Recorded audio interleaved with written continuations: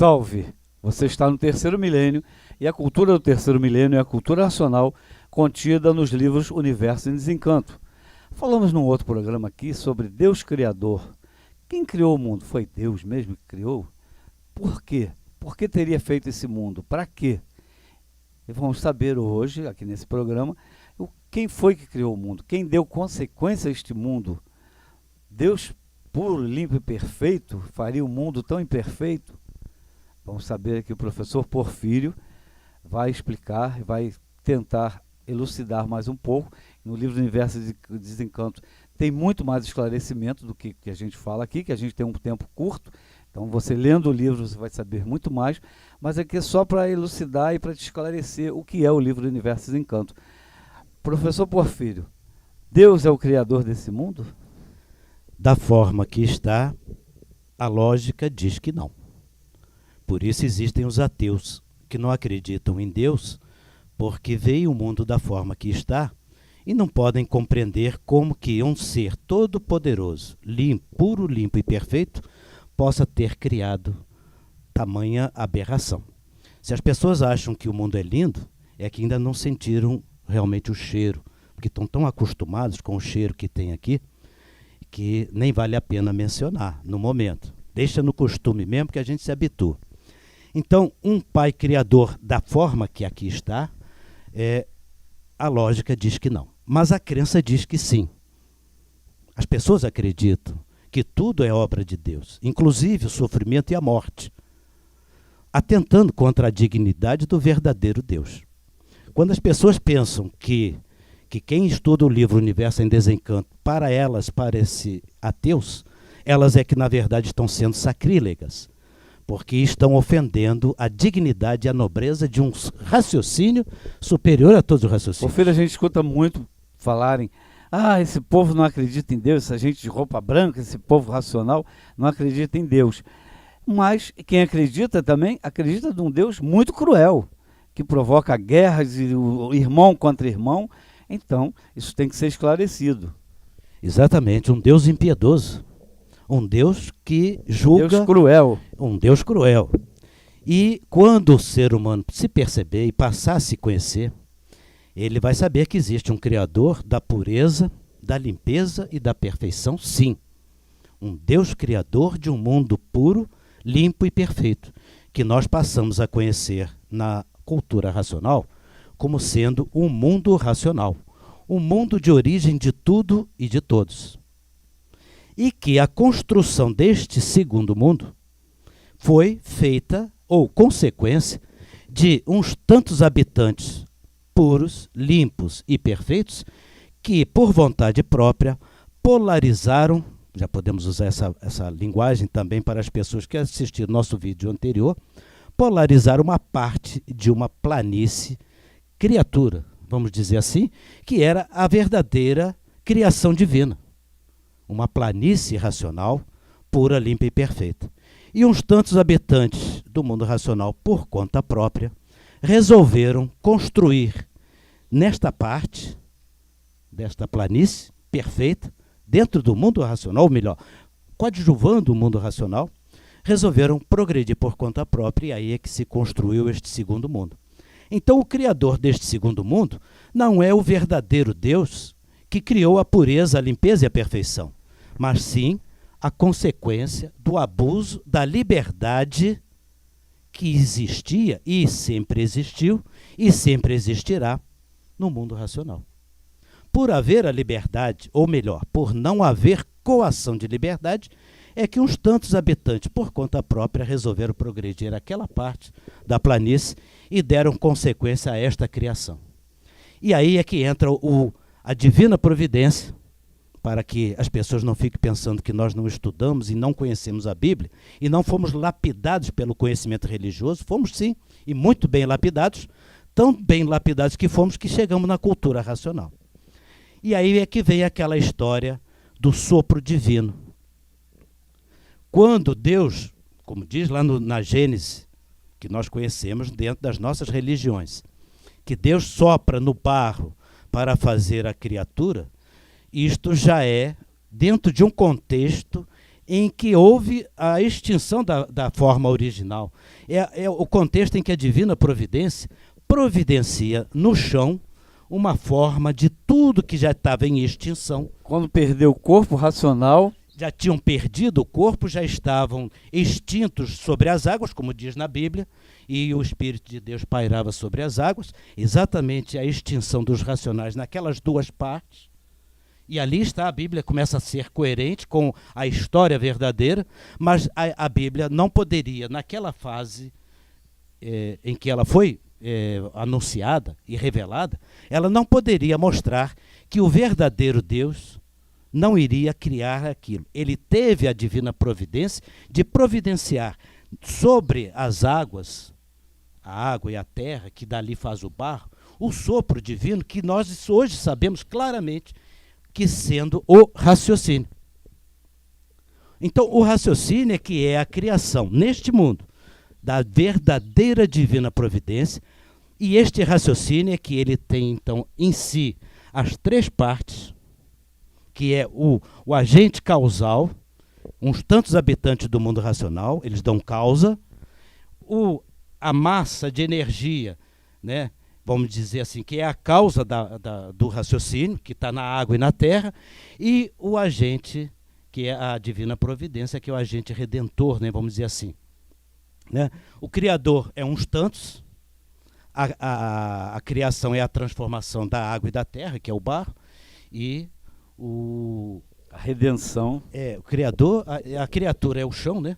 O Criador é uns tantos, e a criação é justamente a divina providência fazendo esta criação ser de origem racional, que é exatamente a garantia do retorno. A divina providência, Deus puro, limpo, perfeito, quando viu tudo se extinguindo, e vendo tudo que não poderia retornar por si, é que teve a divina providência de soprar, como diz na Bíblia, né? Soprar no barro, para que o raciocínio, com o tempo, do nada, tudo progredisse, evoluísse, chegasse aonde nós chegamos, no terceiro milênio, que a fase agora é do terceiro milênio, que agora sim, o ser humano vai se conhecer e saber que ele é o responsável por tudo que está acontecendo de ruim com ele mesmo, e não Deus. Então Deus não é culpado do sofrimento de ninguém. Não é graças a Deus que estamos sofrendo. Não é graças a Deus que está essa violência aí. Não é graças a Deus que os homens vivem em desunião. Graças a Deus que salva uns e não salva outros. E que tem um povo eleito, que só esse povo merece a salvação. É importante, isto não é ofensa nenhuma, porque tudo isto que assim foi feito, foi necessário lapidar para chegarmos aonde chegamos. Dr. Carlos. Um Deus surdo, mudo e soberbo, ninguém acredita. Ele não escuta as súplicas de ninguém, não fala com ninguém e nem atende ninguém que está sofrendo. Há uma razão para as pessoas ficarem céticas, e a natureza deseja que as pessoas fiquem positivas, porque a fé cega pode ser manipulada e isso não é racional. A humanidade precisou amadurecer, por isso essa lapidação toda. Primeiro, gostaria de falar que um mundo puro, limpo e perfeito, para nós, não tem nada que se compare na matéria, é o que o racional superior estabelece. Esse mundo é deformado, tudo que o Porfírio falou foi essa transformação. Nós estamos num mundo deformado, mas existe um mundo puro, limpo e perfeito, do qual somos originários, né? O imperador romano, acho que é Tertuliano, se não me falha a memória, falava credo quia absurdum. Ele acreditava que devia existir uma realidade pura, puramente espiritual, pura, porque o que ele vivenciava, o que nós vivenciamos aqui na matéria é puramente a realidade grosseira, a matéria grosseira, né? Então, no português antigo, no português arcaico, tinham duas palavras, crear e criar. E havia diferença em criar algo que não existia nada e era feito do nada alguma coisa.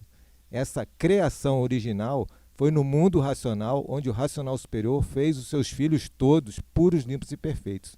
Isso tem até no primeiro volume. Isso com liberdade, né? Com liberdade.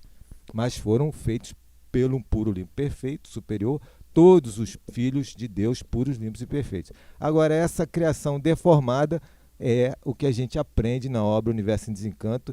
Isso faz a gente raciocinar, faz a gente discernir melhor e se conhecer, que é o objetivo da obra Universo em Desencanto. Então, os criadores do segundo mundo são os habitantes do mundo racional, filhos de Deus, que abusaram do livre-arbítrio. O Deus homem. O Deus homem. Para aqui, todo mundo com o livre-arbítrio, os homens contam com os homens, né? O Deus homem. As leis que regem aqui, as leis feitas pelos homens. Se a gente fica doente, Procura o Deus homem, que é o médico. se a o Deus gente é homem- ignorante, vai procurar o Deus professor, né? Ou E então o se- Deus advogado, quando e- tem a dúvida, né? E como está no livro Universo em Desencanto, e eu sou profissionalmente, né, sou um pobre intelectual que sobrevive das artes médicas, né? Então o racional diz, se o Deus homem curar, muito que bem. Se o Deus homem não curar, muito que bem também, porque não é o Deus verdadeiro. O Deus verdadeiro é um raciocínio superior a todos os raciocínios, é uma energia superior a todas as energias, é o racional superior, habitante do primeiro mundo, o mundo racional, e ele que ditou essa obra, o Universo em Desencanto, para nós, filhos de Deus, voltarmos para a nossa origem. A grande questão, doutor Carlos, e também os nossos, os nossos telespectadores, vamos dizer assim, que prestigiam o nosso canal aqui, do YouTube, a grande realidade é o seguinte, a humanidade foi formada com a dominante de que Deus criou o mundo, porque não tinha como se explicar a existência do nada, existir tudo isso e toda essa evolução. E foi necessário ser assim, porque o ser humano nasceu da pedra, né? Nós viemos da idade da pedra, viemos evoluindo e aprendendo as coisas. Então foi necessária a fase de lapidação.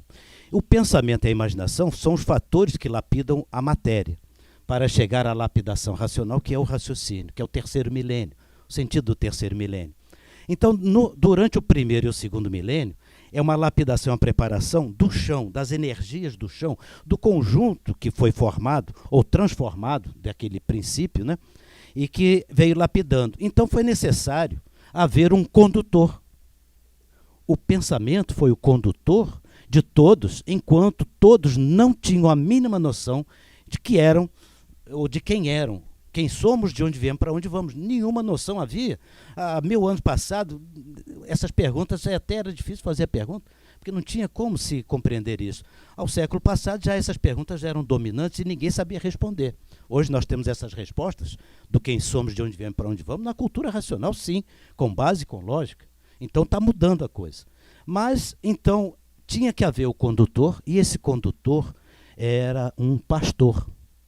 E um pastor conduz ovelhas. Ovelhas. Ovelhas fazem parte de um rebanho. O rebanho é mantido pelo pastor, que vai tosquiando as ovelhas conforme o rebanho cresce e se desenvolve. Essa é a fase de lapidação do primeiro e do segundo milênio. O condutor é o pensamento e a imaginação, trazendo cada um o seu rebanho.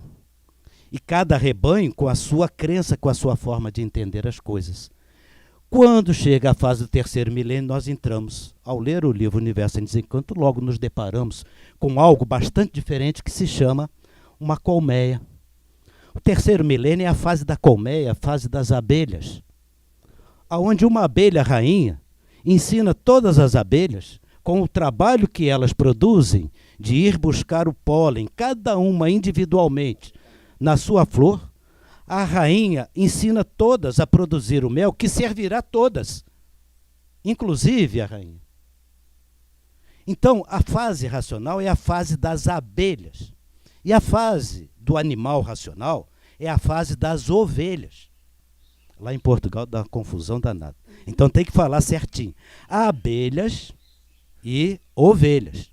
Se você quer ser uma ovelha, Essa foi boa. se você quer ser uma ovelha, você continua pensando que o pastor está lá pronto para lhe recepcionar no final do seu trabalho. Se você quer ser uma abelha, você vai participar com o seu trabalho para que todos sejam beneficiados, inclusive você, do trabalho dos outros. Chamaríamos isto de um paradigma do terceiro milênio, para quem é intelectual, né? O paradigma do terceiro milênio é exatamente o paradigma das abelhas. Por isso ele está no livro Universo em Desencanto, as abelhas em fúria, providenciando o mel, né, que é a felicidade de todos, que ele, o Senhor, o verdadeiro Senhor do raciocínio, vai nos ensinar a fabricar. Então hoje a humanidade viverá bem se ela se comportar como abelhas, mas ela pode se comportar como ovelhas, sim. Cada uma no seu rebanho, cada rebanho disputando o pasto. As abelhas não disputam flores, porque elas sabem exatamente o que elas têm que fazer, porque elas trabalham em sincronia com a força suprema que é a rainha. E as ovelhas não. Se continuar a ovelha, vai sendo toda hora tosquiada. Continua sendo tosquiada, essa é a finalidade da existência das ovelhas, sem nenhum demérito em nada. Mas é necessário, até que a pessoa compreenda que o trabalho dela, o sacrifício dela, é em benefício de todos. Esse que é o paradigma. Animais à parte, esse é o sentido. A fase do terceiro milênio é a fase em que todos trabalham para todos.